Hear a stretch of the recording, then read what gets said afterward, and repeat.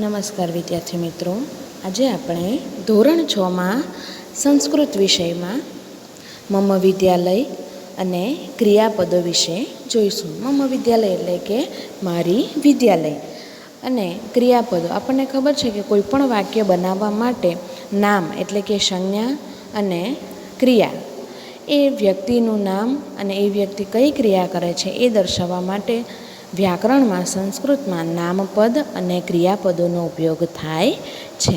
તો આજે આપણે ક્રિયાપદો વિશે માહિતી મેળવીશું. સૌથી પહેલાં આપણે જોઈએ તો મમ વિદ્યાલય, મારી વિદ્યાલયનો પરિચય.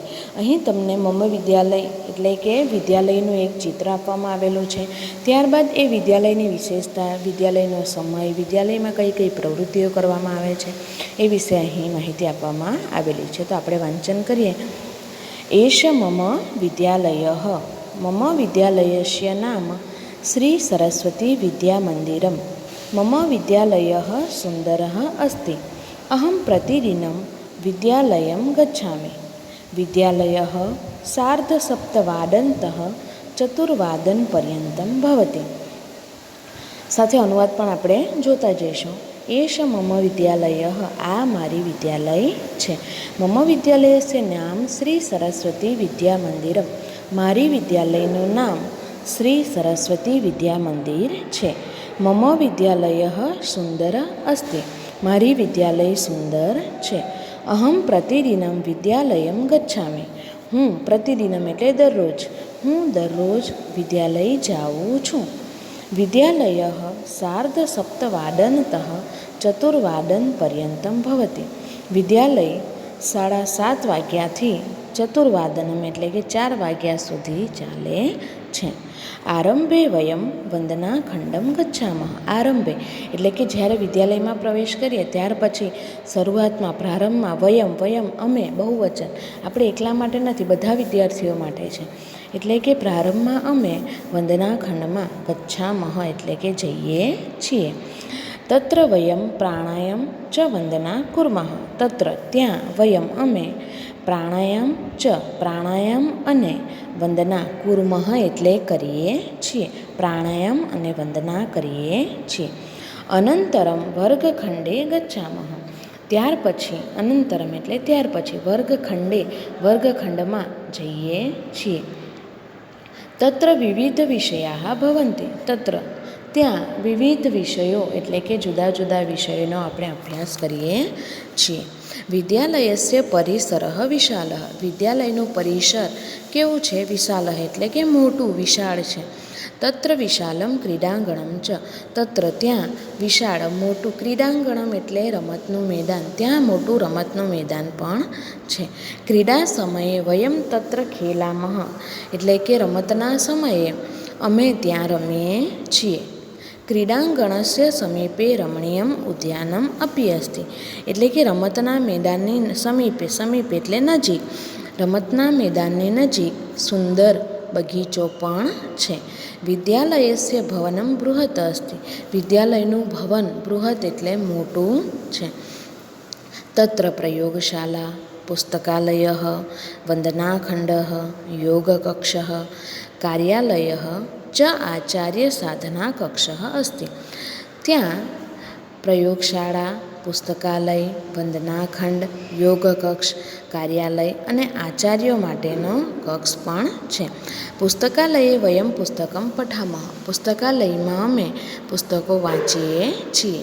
યોગાચાર્ય યોગકક્ષે અસ્માન યોગાભ્યાસમ કારયતિ. યોગના આચાર્ય અમને યોગકક્ષમાં યોગનો અભ્યાસ કરાવે છે. વિદ્યાલયે સુશિક્ષિતાઃ ઉત્તમાઃ આચાર્યાઃ સંતિ. વિદ્યાલયમાં સુશિક્ષિત, ઉત્તમ આચાર્યો છે. છાત્રાઃ અપી ઉત્તમાઃ સંતિ. અહીંના વિદ્યાર્થીઓ પણ કેવા છે? ઉત્તમ છે. અસ્માકં પ્રધાનાચાર્યઃ સર્વેષુ છાત્રેષુ ચ આચાર્યેષુ સ્નિહ્યતિ. એટલે કે અમારા પ્રધાનાચાર્ય બધા વિદ્યાર્થીઓ અને આચાર્યો પ્રત્યે પ્રેમપૂર્ણ રીતે ભાવ રાખે છે. વયમ અપી તથૈવ. અમે પણ તેમના પ્રત્યે સ્નેહપૂર્ણ ભાવ રાખીએ છીએ. વયમ વિદ્યાલયે પ્રેમપૂર્વકમ પઠામઃ. અમે વિદ્યાલયમાં પ્રેમપૂર્વક ભણીએ છીએ. અસ્માકં વિદ્યાલયઃ અતીવ સુંદરઃ ચ પ્રસિદ્ધઃ. અમારી વિદ્યાલય ઘણી સુંદર અને પ્રસિદ્ધ છે. આમ અહીં વિદ્યાલય વિશે સંસ્કૃતમાં તમને માહિતી આપવામાં આવેલી છે. ત્યારબાદ વિદ્યાલય જે આપણે સંસ્કૃતમાં જોયું એને અહીં ગુજરાતીમાં અનુવાદ કરવામાં આવેલું છે. એ તમારે પણ ગુજરાતીમાં પણ એનો અનુવાદ પણ તૈયાર કરવાનો. ત્યારબાદ કેટલાક શબ્દો છે એ શબ્દો અહીં ગુજરાતી અર્થ સાથે આપેલા છે, એ તમારે પણ અનુવાદને નીચે લખવાના રહેશે. હવે આપણે જોઈએ વ્યાકરણનો એક મુદ્દો છે વર્તમાનકાળ પરસ્મય પદના પ્રત્યયો. આ કોષ્ટક તમારે મોઢે કરવાનું છે, ગોખવાનું નથી. સમજી વિચારીને આ કોષ્ટક મોઢે કરવાનું છે. આ કોષ્ટક જો તમને આવડી જશે તો ક્રિયા કરનાર વ્યક્તિ કોણ છે એ તમને ખબર પડી જશે.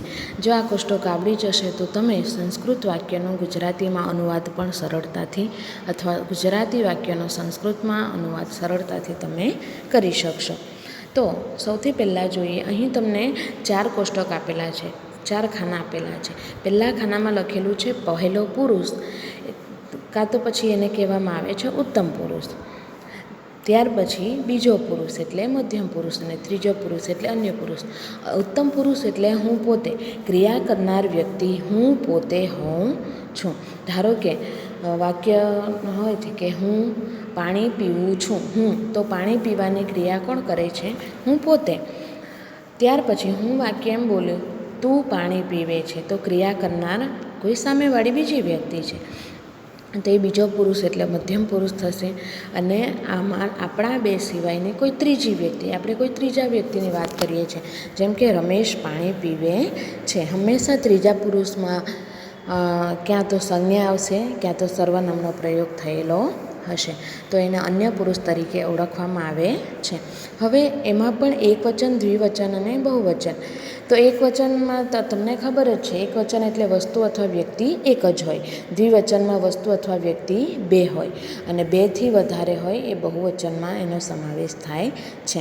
તો પહેલો પુરુષ એકવચનનું એનું પ્રત્યય થશે મી. યાદ રાખવાનું છે, મને રસોઈ મી લગાવવાનું છે. દ્વિવચન 2 જણા હોય તો વહ અને બહુવચન હોય તો મહ. ત્યારબાદ મધ્યમ પુરુષ એકવચન હોય તો સી એટલે તું. મધ્યમ પુરુષ દ્વિવચન હોય તો થહ અને બહુવચન હોય તો થ. જ્યાં જ્યાં વિસર્ગ આવે છે ત્યાં ધ્યાન રાખીને વિસર્ગ લગાવવાનું છે. બધા પ્રત્યયોને રસવઈ છે, દીર્ઘઈ નથી. અન્ય પુરુષ એકવચન હોય તો તી, દ્વિવચન હોય તો તહ અને બહુવચન હોય તો અંતિ. તો હવે આ કોષ્ટક તમારે ધ્યાન રાખવાનું છે. હવે ધારો કે મેં વાક્ય છે હું અહીંયાથી બોલી કે હું પાણી પીવું છું. હું એટલે હું ઉત્તમ પુરુષ આવું, હું એકલી જ છું એટલે એકવચન થશે. તો એકવચનનું રૂપ શું, પ્રત્યય શું છે? મી છે. તો વાક્ય શું બનશે? હું પાણી પીવું છું, તો હું માટે અહમ, પાણી માટે જલમ અને પીવું એટલે પીબામી. અહમ જલમ પીબામી. બરાબર? તો એ થશે મી પ્રત્યયવાળા ક્રિયાપદો.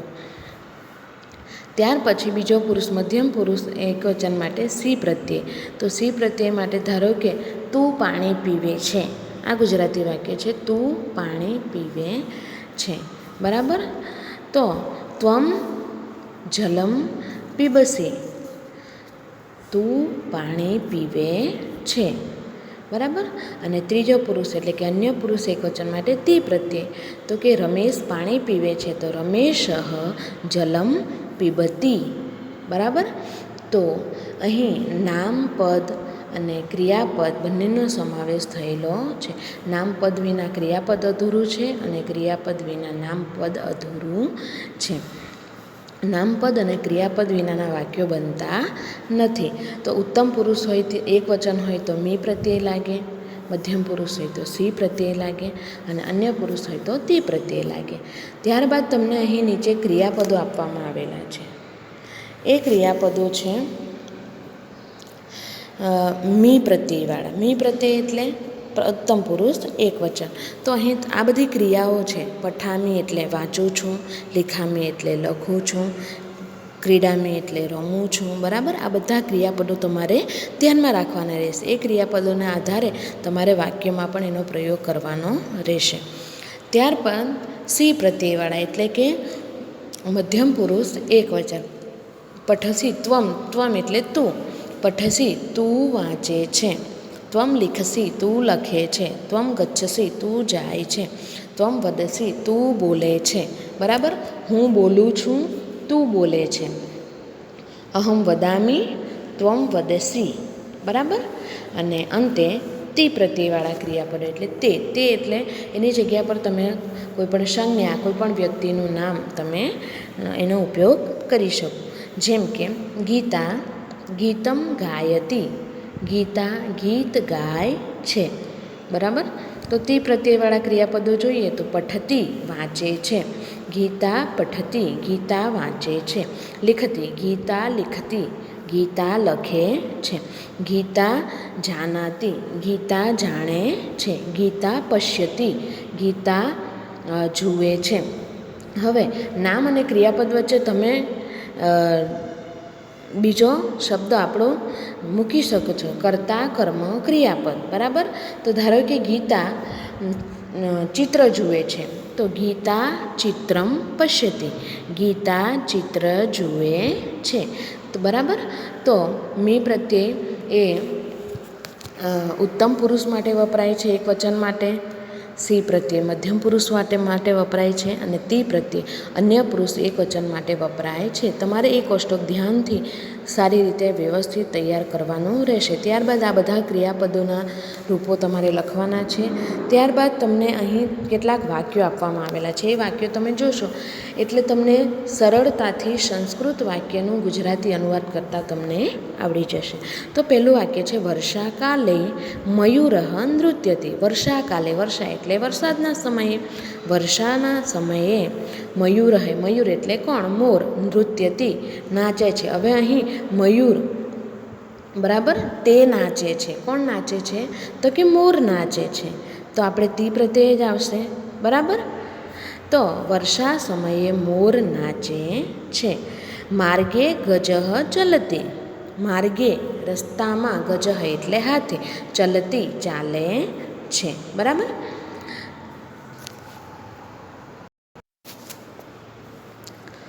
ત્યારબાદ મી પ્રત્યયવાળા આપણે વાક્યો જોઈએ તો અહમ પુસ્તકમ પઠામી. હું પુસ્તક વાંચું છું. અહમ પત્રમ લેખામી. હું પત્ર લખું છું. અહમ ચિત્રમ પશ્યામી. હું ચિત્ર જોઉં છું. અથવા સી પ્રત્યય માટે આપણે જોઈએ તારા હું, તું અને તે. આ ગુજરાતી આપણે આવી રીતે વાતમાં આ શબ્દ સર્વનામોનો આપણે પ્રયોગ કરતા હોઈએ છીએ. હું, તું અને તે. હું એટલે હું પોતે, તું એટલે તું, અને તે એટલે આપણા બે સિવાયની કોઈ ત્રીજી વ્યક્તિ. બરાબર, તો સી પ્રત્યયવાળા વાક્યો આપણે જોઈએ તો ત્વમ પત્રમ લિખસી. તું પત્ર લખે છે. ત્વમ પુસ્તકમ પઠસી. તું પુસ્તક વાંચે છે. ત્વમ ફલમ ખાદસી. તું ફળ ખાય છે. ત્વમ ફલમ દદાસી. તું ફળ આપે છે. બરાબર, તો આ રીતે મી પ્રત્યયવાળા, સી પ્રત્યયવાળા અને તી પ્રત્યયવાળા ક્રિયાપદોનો ઉપયોગ કરી તમારે વાક્યો પણ તૈયાર કરવાના રહેશે, નવા વાક્યો. ત્યારબાદ નીચે જોઈએ તો એ જ ક્રિયાઓ દર્શાવતા અહીં 3 ચિત્રો મેં અહીં આપ્યા છે તમને. તો પહેલું ચિત્ર છે તો એક વિદ્યાર્થી અને એક વિદ્યાર્થીને એ ચિત્ર જુએ છે, કંઈક જુએ છે. બરાબર, બાલકઃ બાલિકા ચિત્રમ પશ્યતિ. બાળક અને છોકરો અને છોકરી ચિત્ર જુએ છે. છાત્રાઃ વિદ્યાલયમ ગચ્છન્તિ. ગચ્છન્તિ તીતઃ અંતિ.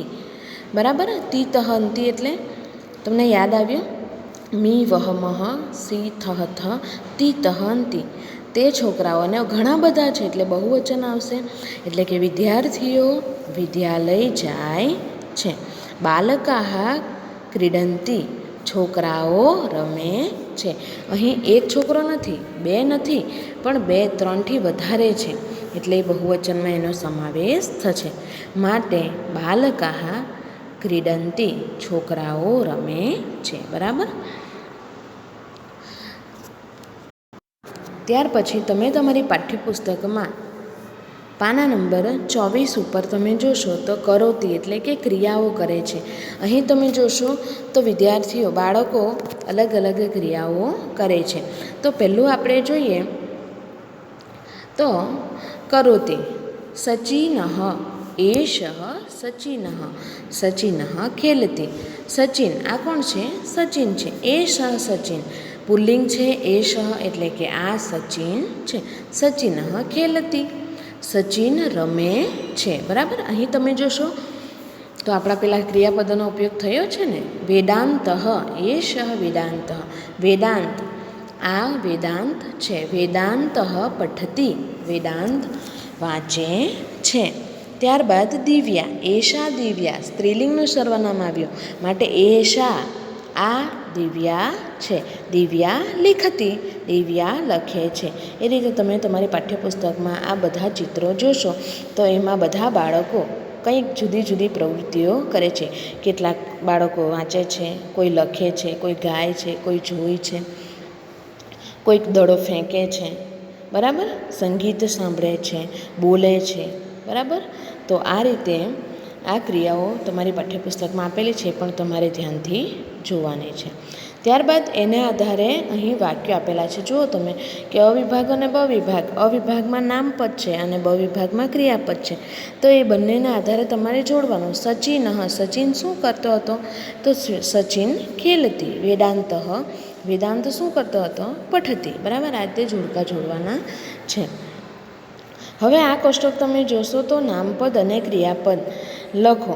તો જેમાં નામપદ આપેલું છે તો એમાં ક્રિયાપદ લખવાના છે. જેમાં નામપદ નથી આપ્યું, ક્રિયાપદ આપેલું છે, તો આપણે નામપદ લખવાનું. જેમ કે પહેલું છે વિવેકઃ, ક્રિયાપદ નથી, તો તમે કોઈ પણ ક્રિયાપદનો ઉપયોગ કરી શકો. આપણે ક્રિયાપદનું પેમ્પલેટમાં આપણે તમને યાદી આપેલી જ છે. તો કે વિવેકઃ, ચાલો ક્ષિપતિ, વિવેક ફેંકે છે. ગાયતી, હવે નામપદ આપણે જોઈએ તો સીતા ગાયતી. બરાબર. આ રીતે તમારે આ કોષ્ટક પણ તૈયાર કરવાનું રહેશે.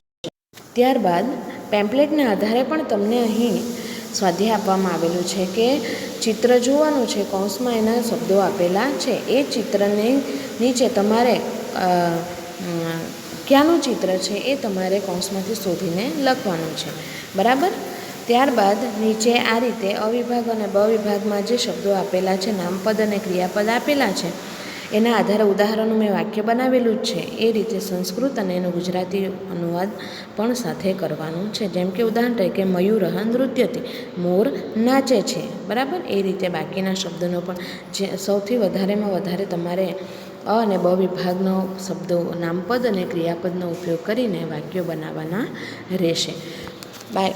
ત્યારબાદ મેં કીધું એમ સૌથી વધારે મહત્ત્વનું વર્તમાનકાળ પરસ્મય પદનું જે કોષ્ટક તમને આપવામાં આવેલું છે એ કોષ્ટક વ્યવસ્થિત તમારે તૈયાર કરવાનું છે, મોઢે કરવાનું છે.